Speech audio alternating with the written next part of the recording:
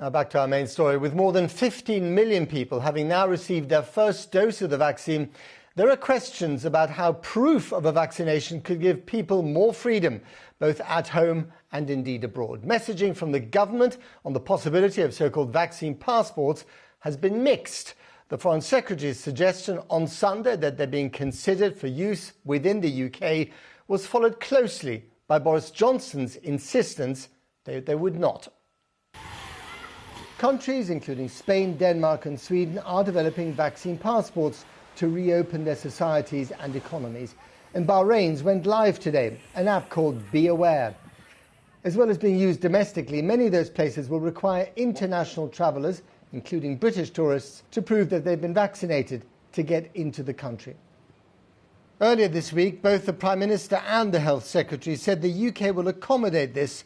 We are, of course, also making sure that if countries say that, then Brits can demonstrate that they have been vaccinated. What I don't think we will have in this country is, as it were, vaccination passports to allow you to go to, say, the pub. That's despite Dominic Raab's suggestion that using them to go to the supermarket could be an option. Critics, including the Vaccines Minister Nadhim Zahawi, say that the use of vaccine passports in the UK would be discriminatory against people who choose not to have the vaccine, or indeed those who can't, such as pregnant women. But some UK firms are already indicating that they won't take on new staff who haven't had the vaccine. No jab, no job.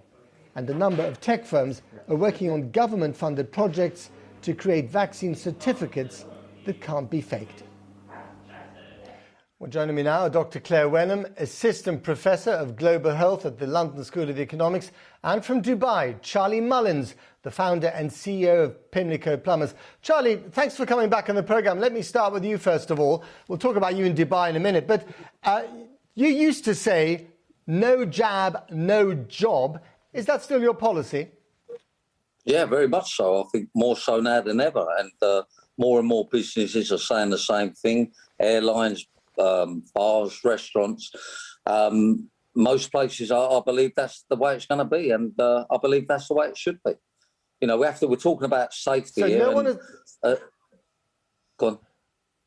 So no one's going to get a job at Pimlico Plumbers unless they can prove they've had a vaccination? That's right. Once the vaccine's rolled out, that'll be our policy. And we've already had the contracts drawn up. Lawyers are very happy with it. They say it's legal and under health and safety laws.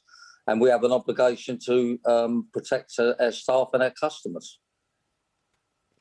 Do you think it's fair? There might be some very good plumbers out there, you know, who are unable to get a vaccination because, I don't know, for medical reasons or whatever. Yeah, I mean, look, there's going to be some people that can't have the vaccination, and I think it'd be the minority. But you've got to remember, we've had 12 months of this. This is going to get the economy going. This is going to save people's life. This is going to get people back into the workplace and have some form of normal life. So, I mean, this is what the scientists are telling us, that this is the answer to solve the problem. So I think, you know, the more people that have the jab, the quicker we get things moving again and start protecting people. And how do you know that the proof of the vaccine is actually legit? Because we all know about, you know, teenagers using fake IDs to get into pubs. I mean, if there's no official vaccine passport issued by the government, how can you be certain that the person that's trying to work for you, who's going to show you a piece of paper saying they've had the vaccination, is actually showing you something that's legitimate? Yeah, well, you know, obviously we're not going to be able to prove that, but let's be fair, you know, when it does roll out, I think you find the government will support it more than what they are at the moment. And it's not going to be over difficult, you know, that they have some form of card or an app on their phone that shows a picture of them and they've had the vaccine and they've got the vaccine passport. I mean, you're not going to be able to get on an airline or travel anywhere or go in many places without it. So I think in three months from now, when it really rolls out properly, I think it's going to be a massive impact. And I think we're just going to treat this as that's the way it's going to be for the future. I mean, this is what we're being told will help with the problem. We don't have no other solution at the moment. We've got some very clever scientists telling us this is the answer. So surely we've got to take that advice. Well, let's talk to one of them. Dr. Clare Wenham, you heard Charlie Mullins there saying that we already need, effectively passports, vaccination passports for things like yellow fever, to travel abroad to certain countries. We need a negative test to get on a plane to travel to places like Dubai, where he is at the moment. Why not do the same thing at home? I think there's two things there. The first thing is when we've had these sort of certification before for polio, for yellow fever, we haven't also been challenged by a finite supply, which is what we have in COVID.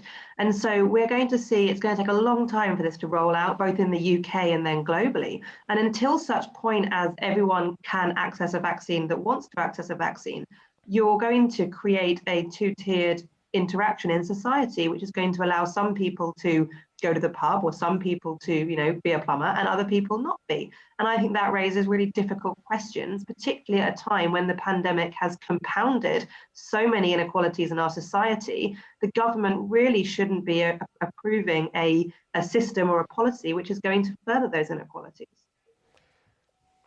But do you have any sympathy with Charlie Mullins? After all, he's trying to protect not just his workers, but also his clients. And if you turn up at someone's doorstep and you can show a legitimate passport that says, or a piece of paper that says, I've had a vaccination, the people that you're going to be doing the plumbing for will feel a lot easier.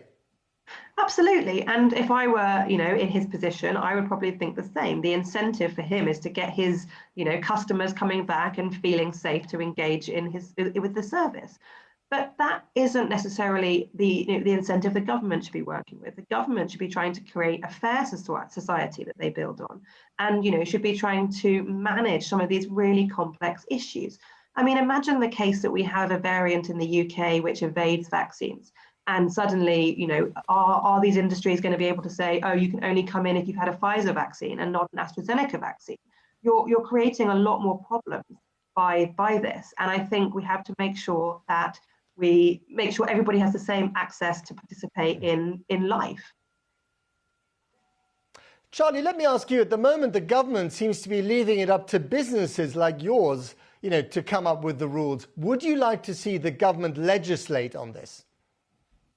Yeah, I think they need to step it up. And, the doctor's obviously got a point. And of course, there's going to be people that can't have it. But we are talking life and death here.